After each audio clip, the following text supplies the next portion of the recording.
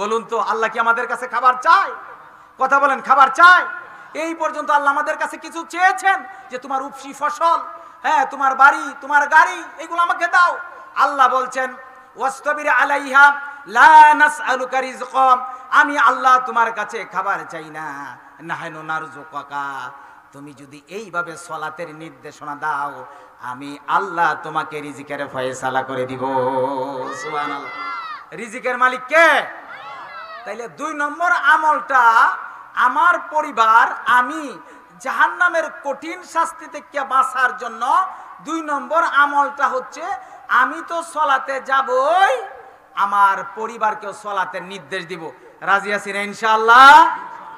কারণ কেমন জাহান্নাম, জাহান্নামের ভয়াবহতা আল্লাহ তাআলা ঘোষণা করেছেন।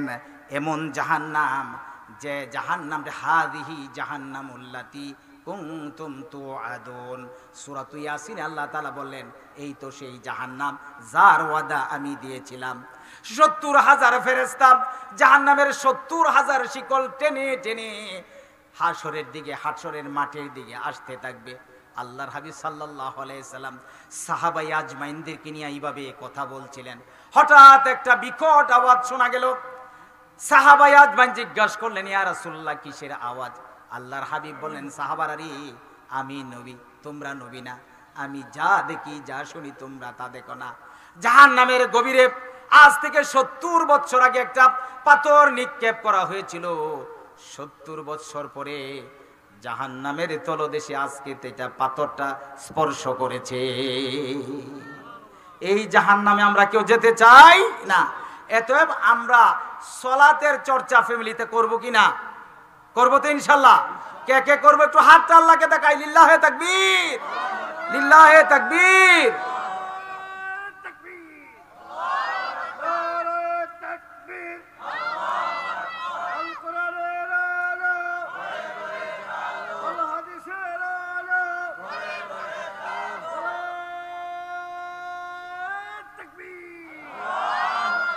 এরপরে ভাইয়ের আমার, আল্লাহ তাআলা নিজে বলেছেন কি কারণে সালাত আদায় করবা।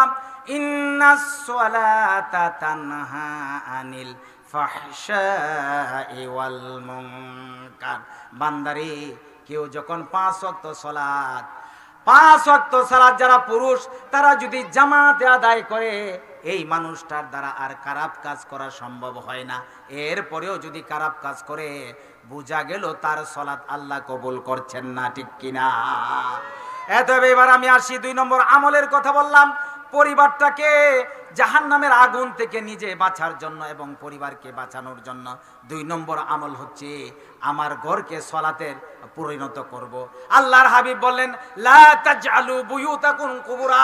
আরেকটা আমলের কথা বলছি ভাইরা আমার। শ্রেষ্ঠ নবী বললেন, তোমরা তোমাদের ঘরটাকে কবর বানাইও না। আল্লাহু আকবার। কি বানাইতে নিষেধ করেছেন? কবর। সাহাবায়ে আজমাইন বললেন, ইয়া রাসূলুল্লাহ, আমরা তো ঘরে কাউকে কবর দেই না। আল্লাহর হাবিব বললেন, ঘরটাকে কবর বানানোর অর্থ হচ্ছে ঘরে সালাত কায়েম না করা। ফরজ সালাতগুলা তোমরা জামাতের সহিত মসজিদে আদায় করবা, আর সুন্নাহ নফলগুলা ঘরে আদায় করবা। বলি আল্লাহু আকবার। আমরা তো ঘরে আর সুন্নাহ নফল কি আদায় করব? আমি ঘরে গেলে বউয়ের সাথে ঝগড়া আছে না নাই? ওইদিকে যাচ্ছি না। এইবার আমি 3 নম্বর আমলের কথা বলছি। আল্লাহর জাহান্নামের আগুন থেকে নিজে বাঁচার জন্য এবং আমার পরিবারকে বাঁচানোর জন্য 3 নম্বর আমল হচ্ছে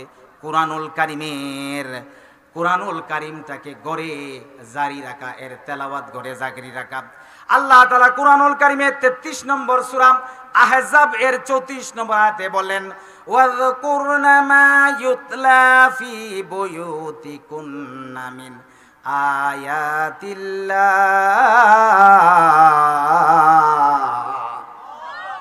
মনোযোগ দিয়ে আপনারা শুনেন নাই। এই 3 নম্বর আমল হচ্ছে গড়ে কুরআনুল কারীমের তেলাওয়াত জারি রাখা। বলেন আল্লাহু আকবার। মাদ্রাসায় কুরআনুল কারীমের তেলাওয়াত জারি আছে না নাই? কিন্তু গড়ে এখন মোবাইল চলে। কি চলে? আল্লাহ তাআলা 33 নম্বর সূরা আহজাব এর 34 নম্বর আয়াতে বলেন, ওয়াযকুরনা মা ইউতলা ফি বুয়ুতিকুন্না। বান্দারে, যে ঘরটা তোমরা গঠন করেছো, ঘরটা তৈরি করেছো, ঘরটার ভিতরে কোরআনুল কারীমের আওয়াজ যেন সব সময় জারি থাকে। আগে দেখেছি ওনাদের পিতামাতারা সকাল বেলায় বাহির হয়ে যাবেন কৃষক, এইবার গরু নিয়ে মাঠে যাবেন, ফজরের সালাত আদায় করে বৃদ্ধ মা বৃদ্ধ দাদিরা কোরআন পড়তো কিনা? এখন আর এই তেলাওয়াত আমাদের ঘরে নাই। কি কারণে তেলাওয়াত করবেন? আল কুরআন, আল্লাহর হাবিব বলেন ইকরাউল কুরআন, আমার উম্মতের আরে তোমরা কোরআন পড়ো, কোরআন পড়ো। ফাইন্নাহু ইয়াতি ইয়াউমাল কিয়ামাতি শাফিআল লিআসহাবিহি। কোরআন পড়লে কি লাভ হবে জানো? কিয়ামতের মাঠে যখন সূর্য মাথার উপর দিক দিকে তাপ দিতে থাকবে, আল্লাহর বান্দারা, নাফরমান বান্দারা যখন পানি পানি বলে চিৎকার শুরু করে দিবে, ওয়ামতাজুল ইয়াউমা আইয়ুহাল মুজরিমুন, পাপীরা যখন আল্লাহ তাআলা আলাদা করে দিবেন, খুজুহু ফাগুল্লুহু, ফেরেশতা যখন পাপীরাদেরকে ধরে রাখবে, ধরে ফেলবে, আগুনের শিকল পরিয়ে দিবে, এই সময় কোরআন নিজে শক্তি হয়ে যাবে, আল্লাহর কাছে বলবে ইকরাউল কোরআন, তুমি যে কোরআন তিলাওয়াত করছো, ফাইন্নাহু ইয়াতি ইয়াউমাল কিয়ামাতি শাফিআল লিআসহাবিহি, আল্লাহর কাছে বলবেন আয় আল্লাহ এই ঘরটাতে আমাকে তেলাওয়াত করতো, বৃদ্ধ মা তেলাওয়াত করতো, সন্তান তেলাওয়াত করতো, তার বাবা তেলাওয়াত করতো, কুরআনুল কারীমের তেলাওয়াত থাকার কারণে আজকে আমি কুরআন তোমাদের জন্য সুপারিশকারী হয়ে গেলাম। আল্লাহর কাছে বলবেন সহিহ হাদিস, আল্লাহ আল্লাহ যে কোরআন তুমি দিয়েছো শ্রেষ্ঠ নবীকে, এই শ্রেষ্ঠ গ্রন্থ আমি কোরআন নিজে সুপারিশ করতেছি। রাসূল পাক সাল্লাল্লাহু আলাইহি সাল্লাম সুপারিশ করার আগে যখন কোরআন সুপারিশ করবে, হাদিসের হাসিয়াতে আসছে শ্রেষ্ঠ নবী মুস্কি হাসতে হাসতে হাসরের মাঠে আসতে থাকবেন, কোরআনুল কারীমের সুপারিশ কবুল করে আল্লাহ তাআলা এই বান্দাকে শ্রেষ্ঠ নবীর সাথী বানাইয়া দিবেন। এটা ছিল কয় নম্বর আমল? 3 নম্বর। 1 নম্বর আমল কি বলেছি? সুন্নাহ অনুযায়ী আমরা বিবাহ করব, সন্তানগুলোকে বলবো লা ইলাহা ইল্লাল্লাহ, মার বুকের দুধ দিব বিসমিল্লাহ, আর আমরা খাওয়ার শুরুতে বিসমিল্লাহ, আসার পরে আলহামদুলিল্লাহ, একটা সিয়ামের সওয়াব পেয়ে যাও, বলেন সুবহানাল্লাহ। 2 নম্বর বলেছি পরিবারের নিয়মিত সালাত। 3 নম্বর বলেছি কুরআনুল কারীম আমাদের ঘরে তেলাওয়াত জারি রাখবো, হালালকে হালাল জানবো, হারামকে হারাম জানবো। 4 নম্বর আমল হচ্ছে কাঙ্ক্ষিত প্রতিষ্ঠান বা আল্লাহওয়ালাদের সহবত, বলেন আল্লাহু আকবার। কাঙ্ক্ষিত প্রতিষ্ঠানে ভর্তি করবেন, এবং সেই সাথে আমার সন্তান, আমার মেয়েটা কোথায় পড়াশোনা করছে, কার সাথে যায়, এইগুলা দেখার দরকার আছে না নাই? আমরা যদি সূরা কাহাফের দিকে তাকাই, ওয়াসবির নাফসাকা মাআল্লাযীনা ইয়াদউনা রাব্বাহুম বিল গাদাতি ওয়াল আশি ইউরিদুনা ওয়াজহাহু ওয়ালা তা'দু আইনাক, বলেন আল্লাহু আকবার।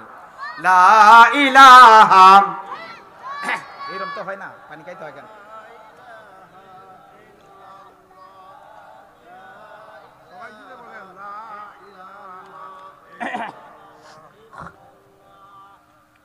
আমি যে কথা বলছিলাম ভাইরা আমার শুনুন, আমাদের 4 নম্বর আমল হচ্ছে আল্লাহওয়ালাদের সহবত, আর ছোট বাচ্চাদেরকে আমরা যে ভর্তি করব, যে সঙ্গ দোষে ফুলাও বাসে, as you sow you will reap, যেমন রোপণ করবা ফলটাও এরকম আসবে। আমাদের ছোট সন্তানদেরকে কোথায় ভর্তি করাই, কোন মাদ্রাসায় পড়াই, কোন স্কুলে পড়াই, এখানে কি শিখায়, এগুলা জানার দরকার আছে না নাই? এইটার একটা আয়াতে কারিমা বলেছি, 18 নম্বর সূরা কাহাফ এর একটা আয়াত, ওয়াসবির নাফসাকা মাআল্লাযীনা ইয়াদউনা রাব্বাহুম বিল গাদাতি ওয়াল আশি ইউরিদুনা ওয়াজহাহু। এই যে কাহাফ দাকিউনুস বাদশা, এই বাদশার অত্যাচারে 5 জন 6 জন অথবা 7 জন যুবক এক দিয়ে গেল, সুবহানাল্লাহ বলবেন না? কারণ রাষ্ট্রপতির অত্যাচারে থাকতে পারে নাই, তাদের সাথে রওনা দিছিল একটা কুকুর। কি রওনা দিছিল? কুকুর। লম্বা ঘটনা বলতে চাচ্ছি না, শেষ পর্যন্ত এই কুকুরটাকে তারা কুপ্রহার করলো, এই কারণে যে কুকুরের গেউ গেউ শব্দ আছে না নাই? যে বাদশার অত্যাচারে আমরা দেশ থেকে পালাচ্ছি, আর এই কুকুর যদি আমাদের সাথে থাকে তাইলে তো মানুষ জেনে ফেলবে, আমাদেরকে আটকে ফেলবে বাদশার সৈন্যরা। আল্লাহ তাআলা কুকুরের জবান খুলে দিলেন। একটু আসতে বলেন সুবহানাল্লাহ। আল্লাহ তাআলা বলেন কুকুর যেরকম তোমাদের সাথী হয়েছে, ও জান্নাতীরা রে, তোমাদের ঘরটা তোমরা নিজে জাহান্নাম থেকে বাঁচার জন্য একটা কাজ করবা, ওয়াসবিরি নাফসাকা মাআল্লাযীনা ইয়াদউনা রাব্বাহুম বিল গাদাতি ওয়াল আশী। তুমি দেখবা কোন মানুষটা সকাল সন্ধ্যা আল্লাহকে ডাকে। ও বয়স্ক মানুষগুলা, যে মানুষগুলা, ও যুবকেরা, যে মানুষগুলা দেখবা আল্লাহকে ডাকে, তুমি এদের সাথী হইয়া যাও। সুবহানাল্লাহ। আর ভর্তির বেলায় দেখবেন ইকরা বিসমি রাব্বিকাল্লাযী খলাক, পড়ো তোমার প্রভুর নামে যিনি তোমাকে সৃষ্টি করেছেন। এমন প্রতিষ্ঠানে ভর্তি করাতে হবে যে প্রতিষ্ঠানে পড়লে দুনিয়ার শান্তি আখিরাতের মুক্তি মিলে যায়। সুবহানাল্লাহ। আমরা মনে করি, এদিকে তাকান, আমরা মনে করি যে হেফজখানায় পড়ে নাজেরা নুরানি পড়ে আর হাফেজ হয়ে কি করবে। বাইরে আমার শুনুন, মান করা আল কুরআনা, মান করা হারফাম মিন কিতাবিল্লাহ ফালাহু হাসানা ওয়াল হাসানাতু বিআশরি আমসালিহা। কুরআনুল কারীমের একটা শব্দ আলিফ কয়টা নাকি? কথা বলেন না, কয়টা নাকি? 10টা। এইভাবে কেউ নেকি অর্জন করতেছে। এরপরে ওই ছেলেটা নাজেরা নুরানি হেফজ করে আলিয়া অথবা কওমি নেসাবে পড়ুক, সারা পৃথিবীতে বড় বড় বিশ্ববিদ্যালয়ে পড়াশোনা করবে, এই ছেলেটা স্কলার হয়ে আসবে, এই ছেলের খাবারের অভাব হবে না। ঠিক কিনা ভাইরা আমার? যতটুকুই পড়াশোনা করেছি জ্ঞান বলতে কিছুই নাই। আল্লাহ কি না খাওয়ায় রাখছে? কথা বলেন।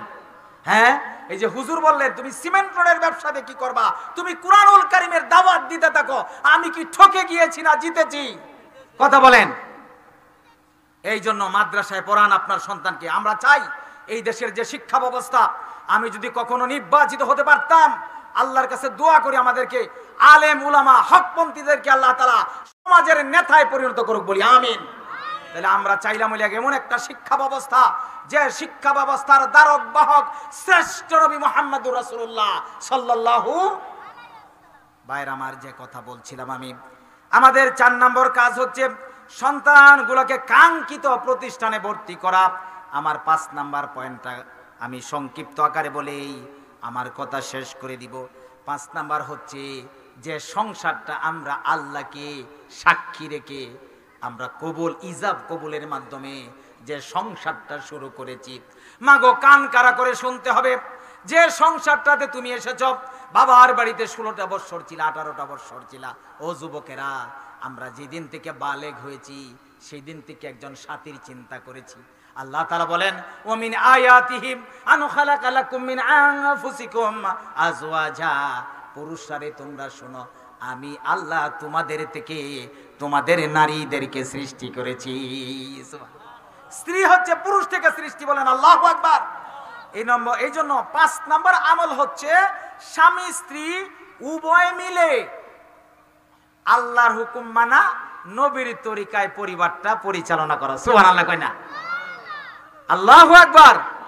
আবার শুনেন, আল্লাহর হুকুম মেনে কার তরিকায়? কথা কয় না? কোন নেতার তরিকায়, প্রধানমন্ত্রীর তরিকায়, মুসিবাডার তরিকায়, আক্তার হুজুরের তরিকায়? তরিকা হবে মুহাম্মদুর রাসূলুল্লাহ। তবে হ্যাঁ, একজন জুতার সেলাই করে, সেও যদি রাসূলের তরিকায় তার ফ্যামিলিটা পরিচালনা করে, আমরা তাকে আদর্শ মনে করব। ঠিক কিনা ভাইরা আমার? কিভাবে মনে করব? আদম আলাইহিস সালাতু, আমার আলোচনা শেষ প্রায়, আমি হুজুরকে কষ্ট দিতেছি, আজকে আমি ছেড়ে দিব। আদম আলাইহিস সালাতু ছিলেন জান্নাতে। কোথায় ছিলেন? কথা কয় না? জান্নাতে ছিলেন, একা, শান্তি পাচ্ছেন না। আল্লাহ তাআলা আদম আলাইহিস সালাম ঘুমিয়ে পড়লেন, হাওয়া আলাইহিস সালাতু সৃষ্টি করে আদম আলাইহিস সালাতু সামনে জান্নাতি শাড়ি পরিহিতা অবস্থায় বসিয়ে রেখেছেন। বলেন আল্লাহু আকবার। ও যুবকরা, আমরা যে মহিলার দিকে তাকায়া থাকি এইরকম না, জান্নাতি শাড়ি, আর তোমরা গান বানাইছো পরে না, চোখের পলক। নাউজুবিল্লাহ। কি চেহারা দিয়েছিলেন হযরত আদম আলাইহিস সালাতু হাওয়া আলাইহিস সালাতু। আদম আলাইহিস সালাতু ঘুম থেকে উঠা, ঘুমের পরে কিন্তু এমনিতে একটা মেজাজ থাকে, তাকায়া দেখলেন। এইবার হাওয়া আলাইহিস সালাতু মুস্কি হাসলেন, জিজ্ঞাসা করলেন, মান আনতে, তোমার নাম কি? উনি বললেন, আনা হাওয়া। এইবার বললেন, তোমাকে কি কারণে সৃষ্টি করা হয়েছে? এইবার হাওয়া আলাইহিস সালাতু যে উত্তরটা দিয়েছিলেন, এই উত্তরটাকে যদি তুমি তোমার পরিবারে ধারণ করতে পারো রে বিবি, ও আমার মা, ও আমার বোন, তোমার পরিবারটা জান্নাতি পরিবারে পরিণত হয়ে যাবে। উনি বলেছিলেন, ওয়া মিন আয়াতিহি আন খালাকা লাকুম মিন আনফুসিকুম আজওয়াজা। এতটুকু আল্লাহর কথা। আল্লাহ বললেন, আদম রে তুমি জিজ্ঞাসা করেছো তাকে কোত্থেকে আমি সৃষ্টি করেছি। তুমি যখন ঘুমিয়ে পড়েছো, আমি আল্লাহ যখন কুং ফল্লাম ফায়াকুন হয়ে গেছে, তোমা থেকে নিয়েই তোমার বিবিকে আমি আল্লাহ সৃষ্টি করেছি, আমাদের থেকে সৃষ্টি করেছে। এরপরে কথাটা বললেন, হাওয়া আলাইহিস সালাতু ওয়াস সালাম বললেন, আদম রে তুমি আমাকে জিজ্ঞাসা করেছো কি কারণে সৃষ্টি করা হয়েছে। হাওয়া আলাইহিস সালাম বললেন, লিতাসকুনু ইলাইহা, আমি তোমাকে প্রশান্তি দিব। কি দিব? কথা বলেন। এখন আমাদের বিবিরা প্রশান্তি দে না অশান্তি দে? কি দে? ম্যাক্সিমাম বউয়ের যন্ত্রণায় ঘরে ঠিকা যায় না। এই রকম বউ পাখুন দিয়ে তারা একজনও নাই, ঠিক কিনা? না আছে? এমন কষ্ট দে। শুনেন, একটি আলোর কণা পেলে লক্ষ প্রদীপ জ্বলে। একটা মানুষ হলে সারা বিশ্ব চলে। এইটা হচ্ছে গোল্ডেন টাচ, এমন একটা সোনালী স্পর্শ। নারী যদি ইচ্ছা করে তে আক্তার হুজুরের বয়ান আরো ভালো হবে, ঠিক কিনা? কথা কয় না? এবং আমার স্ত্রী যদি ইচ্ছা করে তাহলে অনেক কিছু আমাকে সহযোগিতা করতে পারে। আর যদি আমি চালাই এই দিকে, ও থাকে ওই দিকে, তাইলে সংসারটা কি প্রশান্তি না অশান্তি? এইরকম অশান্তির বউ দেশে আছে না নাই? আর আমাদেরও কিছু দোষ আছে। আমরাও অনেক মহিলাদের দিকে তাকাইয়া আমাদের ঘরটাকে নষ্ট করে ফেলেছি। ঘরে যে বারাকাটা থাকার দরকার ছিল, এই বারাকাটা এখন নাই। মোবাইলে আগেও প্রেম করি, এইরকম যুবক এই দেশে আছে না নাই? কথা বলেন। আমি একজন কলেজের শিক্ষক, আমি যতটুকু লক্ষ্য করেছি, আল্লাহ মাফ করুক, আমি আর বলবো না, এইদিকে যাচ্ছি না। হ্যাঁ, এটা স্বঘোষিত নিজের দিকে সাবেত হয়ে যায়। এই যে যুবক যুবতীদের মিলন মেলা হয়, হ্যাঁ, প্রতিষ্ঠানে, আমার উপযুক্ত মেয়ে প্রতিষ্ঠানে পড়াশোনা করে। আপনারা কি বুঝেন না? এই দেশে ওয়াজ হচ্ছে, ঘুষের ওয়াজ হয়, সুদের ওয়াজ হয়, হ্যাঁ, এরপরে পরের হক মারা যাবে না ওয়াজ হয়, এরপরে পর্দার ওয়াজ হয়। বলুন তো, দিন যত যাচ্ছে পর্দা তত কমছে না বাড়ছে? কথা বলেন। সুদ বাড়ছে না কমছে? জিনা বেবিচারি কমছে না বাড়ছে? যতদিন পর্যন্ত কুরআনুল কারীমের শাসন এই সোনার বাংলায় প্রতিষ্ঠিত না হয়, ততদিন সুদের যত কথাই বলেন, এই দেশ থেকে সুদ বিদায় নিবে। কিভাবে বিদায় নিবে? এই দেশের পাঠ্যসূচিতে সুদের অঙ্ক জায়েজ, নাউজুবিল্লাহ কয় না? আমরা যদি কখনো, ইসলাম যদি কখনো, যারা আওয়ামী লীগ করেন, বিএনপি করেন, জাতীয় পার্টি করেন, জামাত করেন, কেউ আমার শত্রু না। আল্লাহর কসম করে বলি, আপনারা যারা সমাজের ইমাম আছেন, নেতা আছেন, আপনারা যদি মসজিদের ইমামে পরিণত হয়ে যান, সোনার বাংলা সোনায় পরিণত হয়ে যাবে, ঠিক কিনা? আপনি আসুন, কোরআন পড়ুন, কোরআন বুঝুন, রাসূলের আদর্শের কথা বলুন। আমরা আপনাকে মসজিদের মিম্বর ছেড়ে দিয়া আপনাকে আমরা নেতা হিসাবে, ইমাম হিসাবে আমরা ইক্তেদা করব, ঠিক কিনা ভাইরা আমার? যেখানে এই 5টা কাজ যদি আমরা না করি, 5 নাম্বার কাজ বলেছিলাম, স্বামী স্ত্রী উভয় দৃঢ় একটা বন্ধন, ঘরটাকে সাজাতে হবে। আল্লাহর হাবিব বললেন, আইয়ুমা ইমরাতুম মাতাত ওয়া যাওজুহা আনহা রাদিন দাখালাতিল জান্নাহ। মাগো, আগে তোমাকে একটা সুসংবাদ দিতে চাই।